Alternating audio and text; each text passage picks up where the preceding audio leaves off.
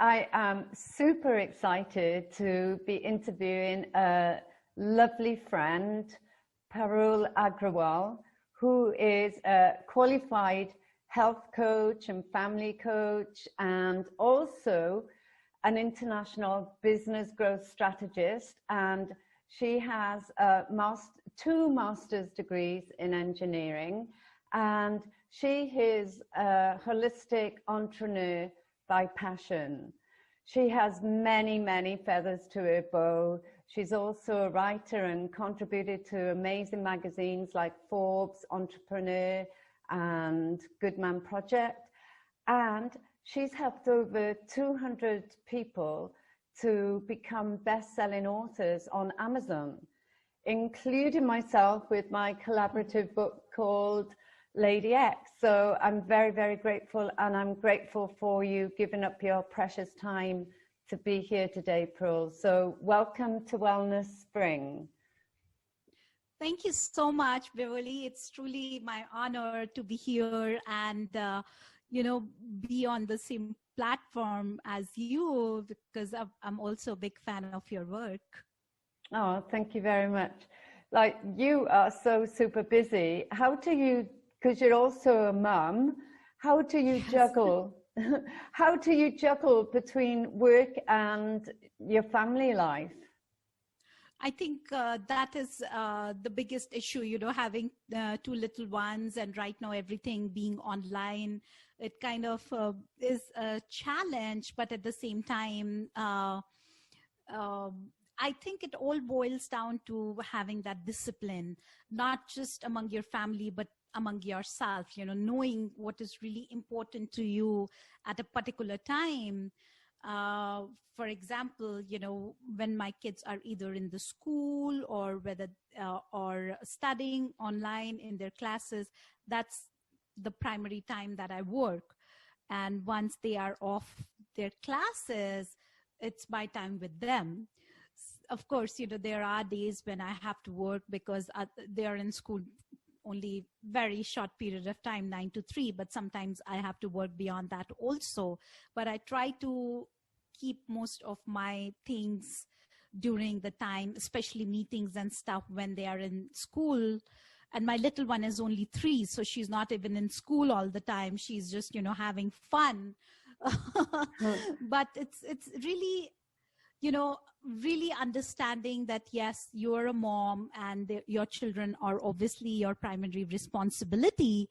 And at the same time, knowing that you also have responsibility towards your business and most importantly, yourself. So, planning the day well and being in the moment, not thinking about too many things while we are focusing on a particular tasks really helps. Fab. That you covered quite a bit there, and so many important things about discipline, because me, for example, I'm busy like you, and it's Yes. so easy to get distracted and not stay focused. My husband keeps nagging me, to do what's important. And since writing Lady X, he's been telling me, you've got about 10 books in the making. I've been doing research on happiness for several years. And he's like, Wow. Just write the book. And now you've got Parul to help you. But before we talk about the books, you also mentioned about the family and how you juggle in time. So, you are a family coach. During our first lockdown in France, I had so many people calling me because they were fearful and panicking. And for individuals and couples, like for couples, a lot of them weren't used to spending so much time together as husband and wife. And when you throw children into that mix as well, and then homeschooling, and then preparing meals, how is it possible to do everything? Like, did you have to cope with that as well? And I know you've written a book. You managed to get over 100 ladies to go together from around the globe, and now you're done expecting, and everybody shared a story. So, you know, I think you could help a lot of our listeners to know how to juggle and focus on business. And like, even though you're saying you do it when the children are doing their studies, today, for example, it's 8 o'clock here in Sydney, and on Friday, and it's 5 o'clock in the 3 o'clock in the afternoon for you on Thursday. So I know when we were chatting on Zoom, you would join us early hours of the morning. So I think you're a workaholic and that you work right round the clock. Not necessarily, you know, I try to not work round the clock, definitely. But so as I mentioned, it's what I do is focus on what I'm doing 100%, right? Yeah. So let's say I'm working and talking with you right now. Of course, my kids are hanging here and jumping, but I'm just focused in talking with you. And then when I'm cooking, I'm just focused on cooking. And then when I am with my children, I'm just focused on my children and not really, you know, juggling with the phone. And how that helps me is that I'm able to focus on the task 100%. And if cooking takes an hour, it only takes me 20 minutes if I'm just focused on doing that. If, you know, my children are demanding my time and I give them that half an hour or 1 hour just focused on them, then basically they know that, okay, you know, mommy has this work and once she's done, she will be back and she will be back for us completely. So again, you know, not thinking about too many things when you're doing a particular thing has really helped me. And maintaining a clean lifestyle, because what I feel, we are all into, you know, wellness, and you would understand the importance of eating clean and having the right mindset, because our brain health is also our gut health, right? It's the brain gut connection. So I feel that anytime I eat too much junk, or when I call junk, it's not burgers, but just, you know, something which is not really in alignment with my body, then I feel clogged and constipated, clogged in my brain and constipated in my gut, and I'm not that active. And so it's all about, you know, going back to that thing about discipline, which means it's not just discipline with your children, but it's also discipline of how you lead every moment of your life. And these days I have started actually going out on walks again, because right now the weather is beautiful. It's not as cold. And again, when I'm walking, I'm just, you know, focused on my walk, and, you know, maybe, you know, having that connection with the divine, and not really thinking, hey, what do I need to do when I go back home, or what is my to-do task. Also, writing everything down has helped me a lot, like writing either at the end of the week or writing every night, depending upon, you know, however people plan their day. And finally, preparing ahead of time has also helped me. And I try avoiding work on a weekend, because, you know, weekend, I know it's time for me, my extra spiritual studies, time for my children. And when I do that, even if it's 1 day or 2 days, that helps me rejuvenate and be more productive during my working hours. It's all about, like, okay, you can do the work either in 4 hours or, you know, half an hour, if you are really focused and not clogged.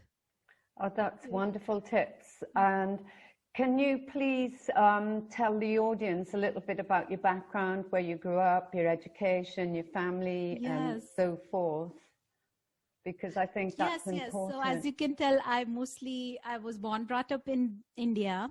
So I did my, you know, education. I come from a small town in India. It's mostly known for its education, because basically the town which houses the very first engineering college in the country. So it's known for all over the country for, having that oldest engineering institute. So everybody in my town also is primarily, either highly educated or an engineer. So, I come from this town, and then obviously, needless to say, I ended up becoming an engineer. And after I was done, I had an arranged marriage, and then I moved with my husband. My marriage was like super fast. That's maybe a story for another time, but I met my husband, through portals like advertisement. Essentially, my father found him, and then we were practically married in 7 days. Oh my goodness. I landed in US. To give you a timeline, I met my husband on 7th February for the very, no, not 7th, 8th February. 7th February, my parents met him. 8th February, I met him. We got married on 17th, and I landed in US on 24th of February. So, this was like in 2004. So within like 20 days, my life kind of changed. Oh my goodness. No, I had not planned of coming to US. In fact, when I met my husband, at that time, he was a prospective groom. I didn't even had a passport because I had never gone out of my country. So I had no passport. I obviously had no visa. Luckily, everything happened in divine timing, as you say. And then I ended up in United States. And then I was like, okay, now I'm in US. I have heard a lot of good things about the higher education in this country. So the obvious natural step was, pursuing a master's degree in engineering. So I luckily got admission at Arizona State University, which is one of the top universities also in my town and now in the country. I ended up there. I finished my first master's. Then I entered into the PhD program. The PhD program I was in, that group kind of moved to another university, University of Arizona, which is around 100 miles from my house. And I couldn't move, obviously, because, I was married. My husband was living here.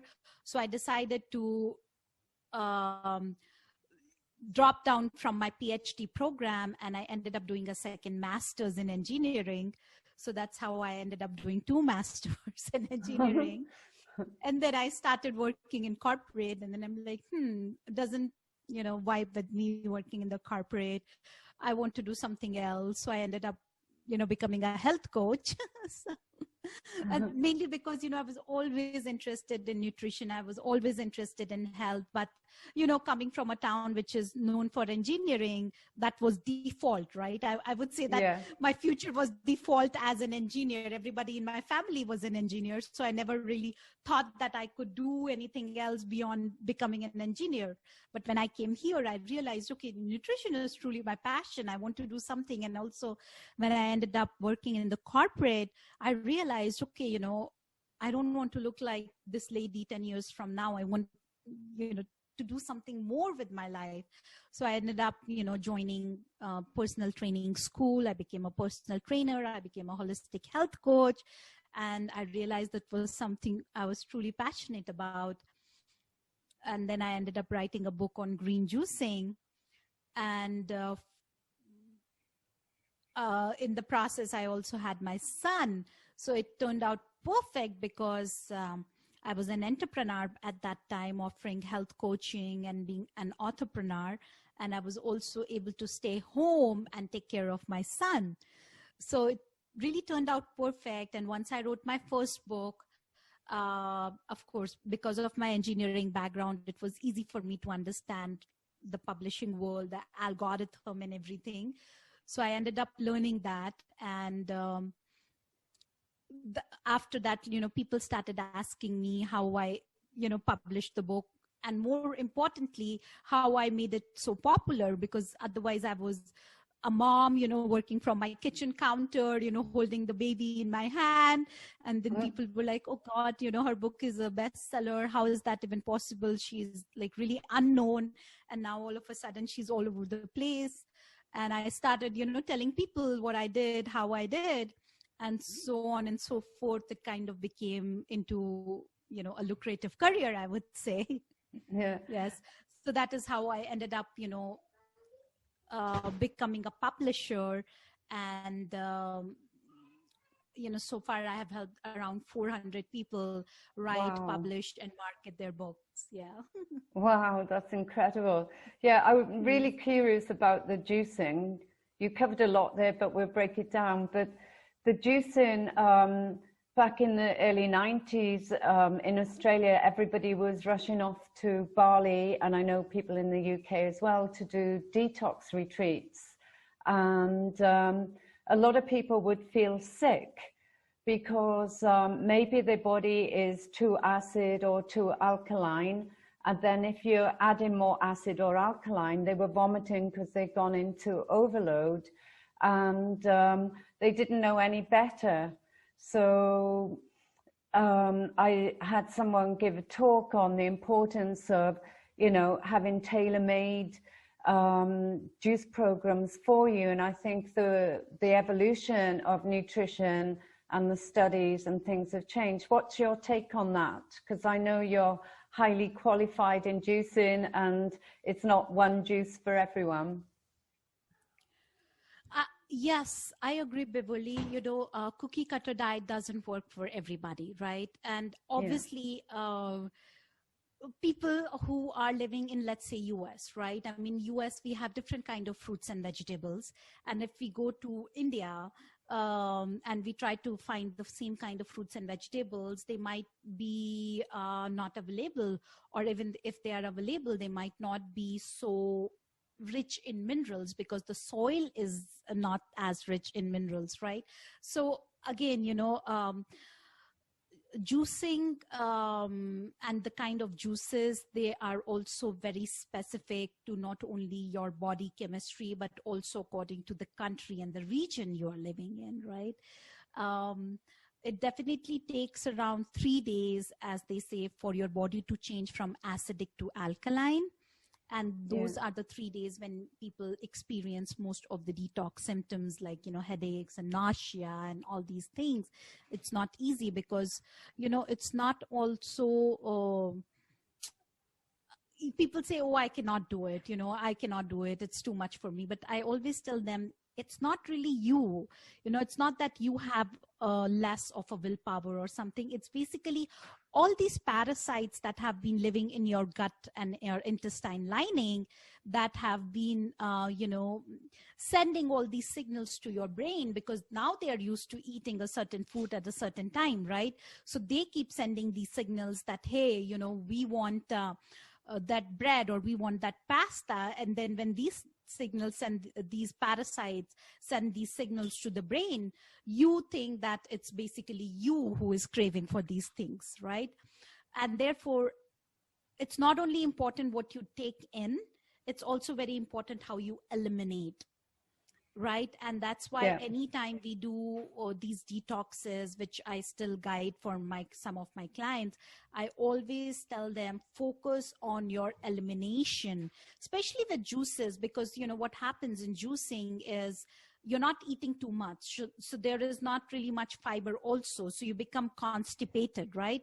So it's important to follow a good elimination regime also, which means either you are doing, if either you are taking certain supplements to help you go, or some people also like to do coffee enemas and, colon hydrotherapy.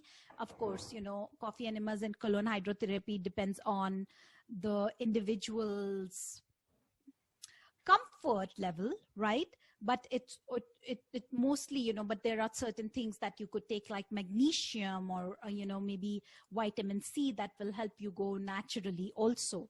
So I think, it's really important for all of us to understand that one program does not suit everybody, and one kind of regime also doesn't suit for everybody, because every body is different. And the reaction also to every body is different, right? We might put people on the same juice detox plan, but your body will react differently and my body will react differently, right? So it has to be customized according to, certain things can be common, but most of the time it has to be customized according to the individual chemistry. Yeah. That's very interesting to know, and obviously it's good that you mentioned about different countries and cultures, because obviously being grown up in India, a lot of it is Ayurveda, and you know, I grew up in Britain, so it was meat and 2 veg, and Yes. then you come to Australia and France. You know, in France it was a lot of cream and cheese, and being a vegan, it was very difficult to find healthy eating. But I've always said to people, if you can buy local and in season, you know, one, you're supporting the local farmers, and 2, you're eating seasonal food, so your body is used to that rather than having imported food. And as you mentioned about the quality, you don't know how long it's been sitting in a van or refrigeration and so forth. So what's your take on frozen food? Frozen food. Okay, that's a great question, Beverly, because what happens, actually frozen food, you know, it's because what they do is they pluck the food, they process it, and then they freeze it. Okay, so if it's like organic, non-GMO, then it's actually full of nutrients. Right? I mean, it's sometimes, let's say, my kids love cherries, right? But cherries are not in season. I think here where I live in Phoenix, we get cherries only for very short period of time, maybe 2 weeks maximum. And then if I have to use cherries in maybe my smoothies or something, then I'd go ahead and get the frozen food, because I know, like, you know, if you know the source, as you mentioned, if you know the source, if you know where your frozen food is coming from, and if they're using the technology that is preserving the nutrients, then it's not that bad. I don't recommend eating it on a regular basis, because I'm like, hey, you know, the most nutrient dense food is something that is from farm to table, of course. But then there are, for example, just to give you an example, this is so crazy. When I moved to India, I had moved to India for 1 year, like after living in US for 15 years, because of my husband's job, we moved back for 1.5 years. And I was so used to eating like blueberries, strawberries, and raspberries. And when I went back, I couldn't find it. I went into depression, right? I really went into depression. I'm like, okay, and I also found out that I was pregnant. So maybe, you know, my body was craving all these foods because I know they're full of antioxidants, and in pregnancy you use so many antioxidants for this little fetus, right? And I'm like, oh my gosh, you know, now what do? I'm missing my raspberries, and I literally was crying practically. And I'm like, okay, why did we even move here? I cannot.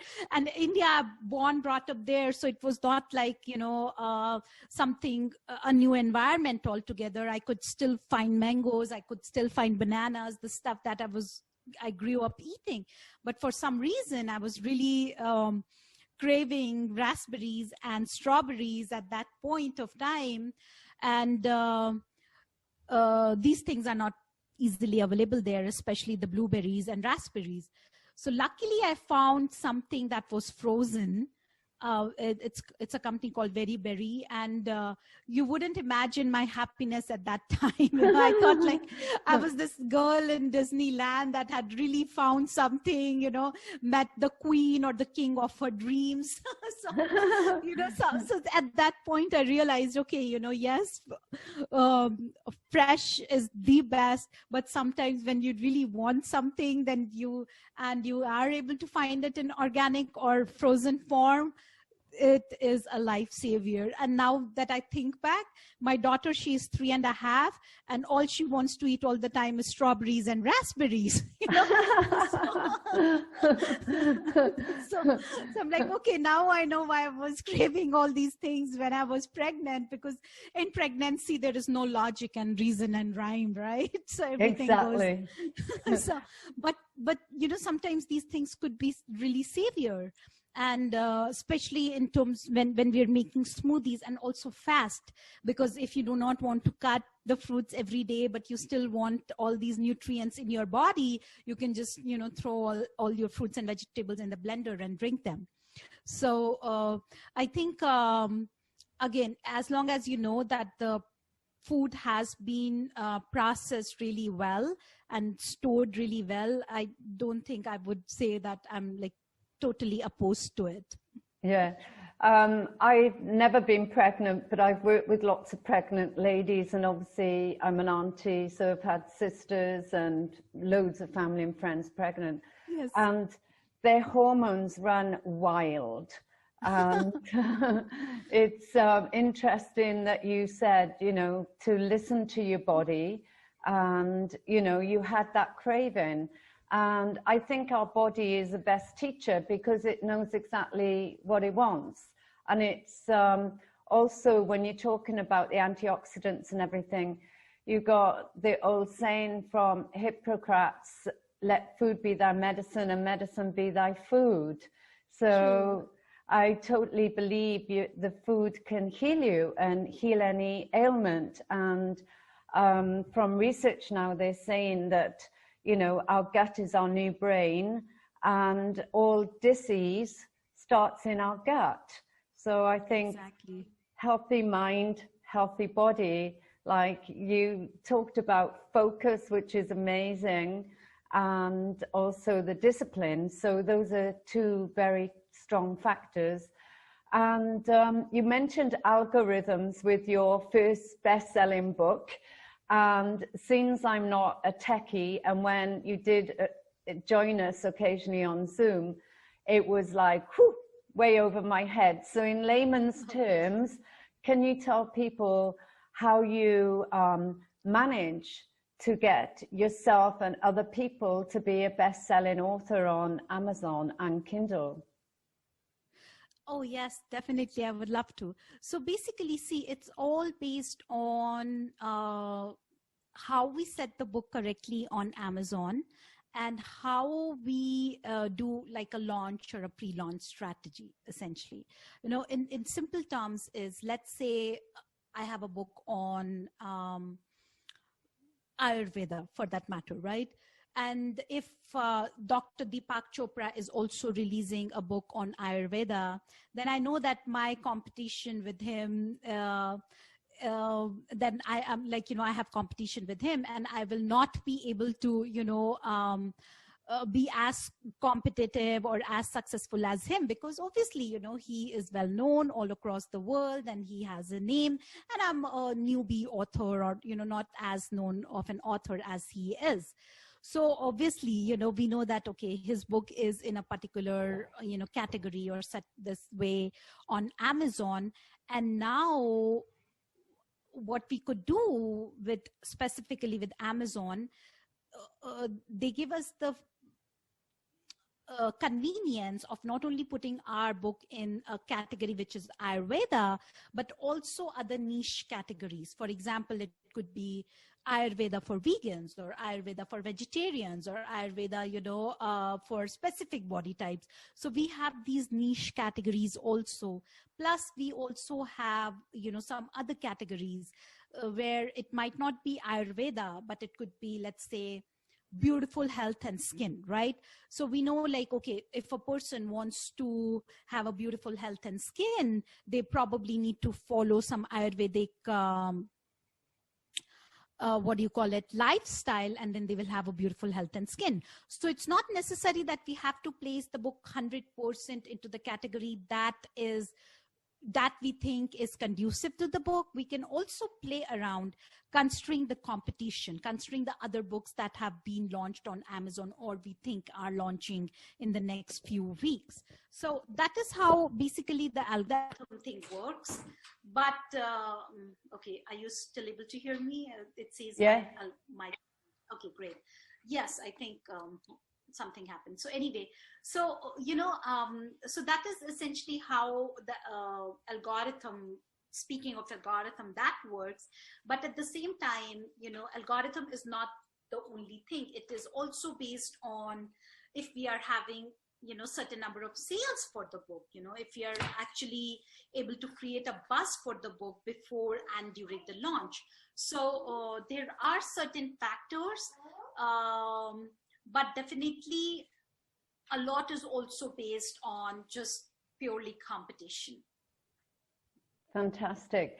And I know that you are an amazing public speaker as well, and you're a TEDx speaker, and you actually help people to become a speaker, and you help people to write their books. And can you tell us exactly what you do? And we're talking about changes, and it's the first time I've done a call this early, and the sun keeps moving into the room. Yes, so I apologize if you can't see me. That's perfect. In fact, I love all the background, and I love, how the sun is falling on your face. So basically, what I do is I help authors, publish and market their book, and I help businesses, or you could call them coaches, consultants, with their branding. And when it comes to branding, it's all about, okay, what helps them be the authority in their field, right? So is it like writing a book? Is it getting on the stages? Is it, really helping them grow on the social media? So basically, any way that they could use to share their message with the world, so it could be, getting them on speaking stages or podcasts, or it could be, helping them with their book. And even if, let's say, an author comes to me,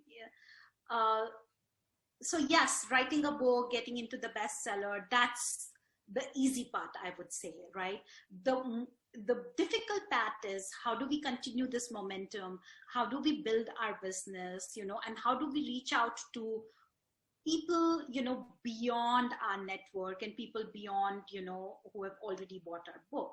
And that takes essentially more than just, book launch. You have to really go out there and just, I always tell authors that people do not buy products, people buy people. So at the end of the day, it's basically you who has to be at the front of you sharing your book and you sharing your message, right? Of course, you can hire a PR team, you can hire all these people to market your book. All that is good. But at the end of the day, if your reader or if your ideal client is not resonating with you as a person, it doesn't really make any sense spending all this money in PR or anything else. So, just be out there and create that connection with your ideal readers or clients. That is the most important thing for anybody, for that matter. Fantastic. And do you literally private coach people into what to say and how to speak? Because a lot of people, as Jerry Seinfeld says, a lot of people would rather be dead than be on a public stage because they have a fear of public speaking. So do you help people with that as well? I essentially, if somebody comes to me, so I'm not like a speaking coach as such, because obviously, I have this inhibition also that yes, people are better than me, and there's somebody out there who could do this job better. But let's say if there is a client that I have who wants to get onto a speaking stage, especially like the TEDx talk, then I do coach them initially, and I do help them, craft their message. essentially what I feel, Beboli, all this,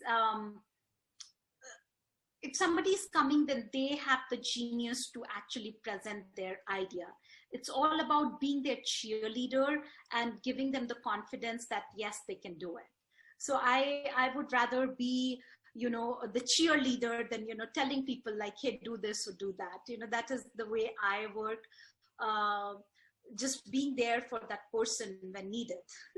Oh, that's wonderful. And it's so good to have someone to be there for you, because a lot of people are on their own or don't have family or friends that support them. And I just want to know, if there was one thing you could do to change the world, what would it be? That's such a wonderful question. I would ask everybody to sit down and meditate, because I feel that once you are meditating and you're listening to that inner voice, the change comes from within. And then if you change, then the collective consciousness changes, right? So it's all about, change starts from within and change starts with you. So I would first and foremost change myself, like, meditate myself more. And then I feel that once I do that, my aura will shine. And anytime I meet anybody, they will also see this change and, get inspired to lead a more holistic lifestyle and meditate more. Oh, thank you very much. And you are such a shining light, and I know we could talk for hours, but I'm consciously aware of the time. So how can people get hold of you? Right now I am on my, I wouldn't say social media, because for some reason I got blocked from Facebook and Instagram, but yeah, through my website, it's parulagrawal.com. My first name, last name.com, and on LinkedIn by author Parul. So I'm on LinkedIn and Twitter and Clubhouse also, but mostly my website.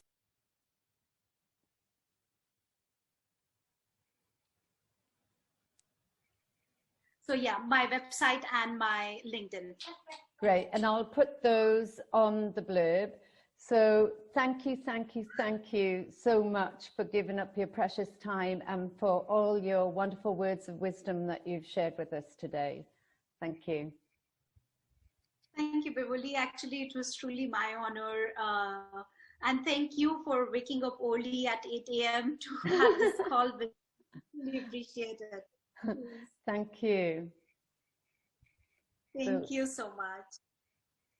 So that went really well, and I know you have two little children who are calling out for you, but that was amazing. And thank you. My husband left this morning to go away for a month, so when he's back he will edit this, unless I can get it to him on cloud, and I'll link you everywhere, but I won't be able to tag you now on Facebook and Instagram and things like that.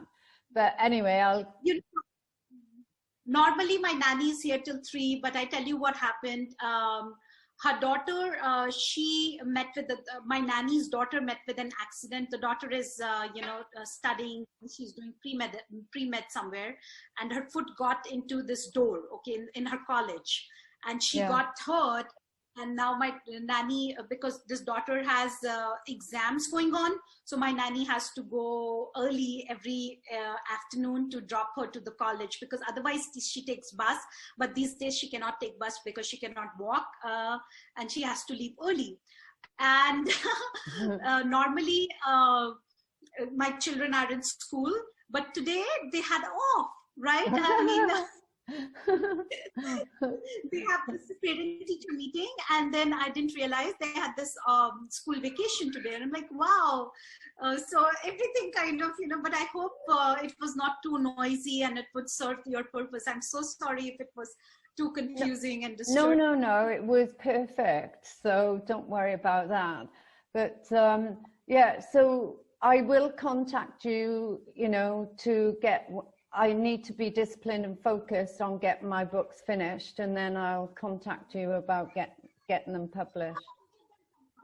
And I also spoke with Marika. I think we spoke maybe on Monday, I would think. Come here, no crying. Why are you crying? What happened? Oh. Don't call anybody, just watch Peyton. So yeah, so I spoke with her. Right now her focus is on the French market. So I told her, you know, I'm trying to figure out like what we can do for her in the French market, because you know, I know like I'm confident with US and Indian market, but French I'm not so confident. So I'm trying to figure out if things work out, then I'll let her know. Oh, that's really kind of you. And yeah, because I've got another French friend who's asked me, like she goes with Findhorn, and which is a well-known author, book company in America, I believe, Findhorn Publishing Company. But she asked me, how can she be #1? She was saying, how many books did you sell to be #1? Because she sold many thousands, but she's still not #1. So I said, I'll put her in touch. Her marketplace is, it also depends upon the network, right? So if she thinks she can get people buy her book, we can put the book correctly in the categories, and then we can actually do like a pre-launch or a relaunch for her, and we can get into the #1. See, getting into the #1 is not difficult. It's mostly like once you get into the #1, how do we, you know, continue or how do we use it to our benefit? Yeah, because I just wanted to know how, because she signed a contract with Findhorn and they published a book for her, whether she can still do her own marketing on Amazon. It all depends on what kind of contract she signed. So if let's say if they have the KDP dashboard access with her, you know, then you have to reach out to them and ask them to put the book into a certain category or maybe drop down the price.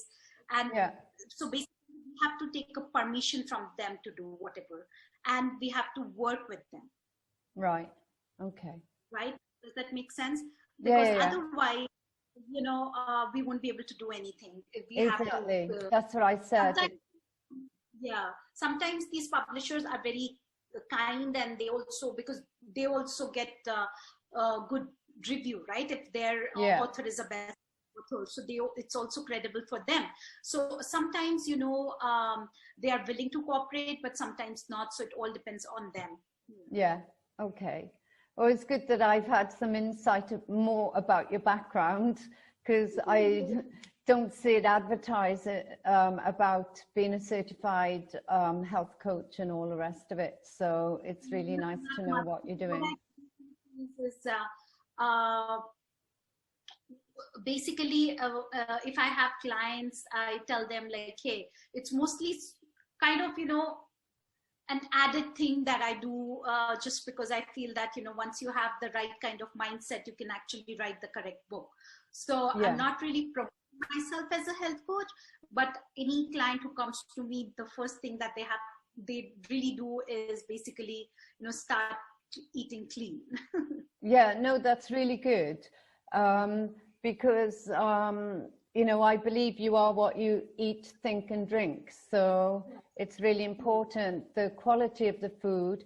And recently, because for many years I teach people how to breathe, and now I've been happy that scientists are proving that if you breathe correctly, it will help your digestion, your sleep, and various other ailments.